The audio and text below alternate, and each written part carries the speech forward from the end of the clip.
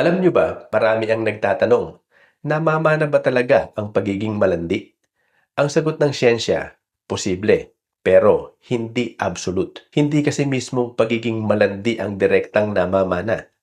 Ang maaaring mamana ay ilang genetic predispositions, mga likas na tendency na maaaring magpataas ng posibilidad ng ilang behavior. Pero, hindi ibig sabihin na siguradong magiging ganoon ka. Sa behavioral genetics, may tinatawag na sociosexuality, kung gaano ka-open ang isang tao sa sexual relationship na walang commitment.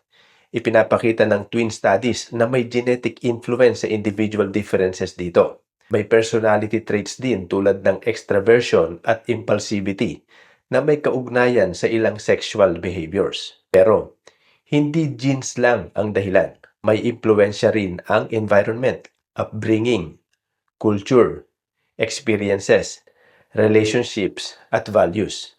Kaya, hindi scientific sabihin dahil malandi ang magulang, malandi rin ang anak. Dahil sa huli, maaring may impluensya ang genes sa tendencies mo, pero hindi nito kontrolado ang mga desisyon mo. Predisposition is possibility, not destiny. Ikaw pa rin ang magpapasya kung paano ka kikilos.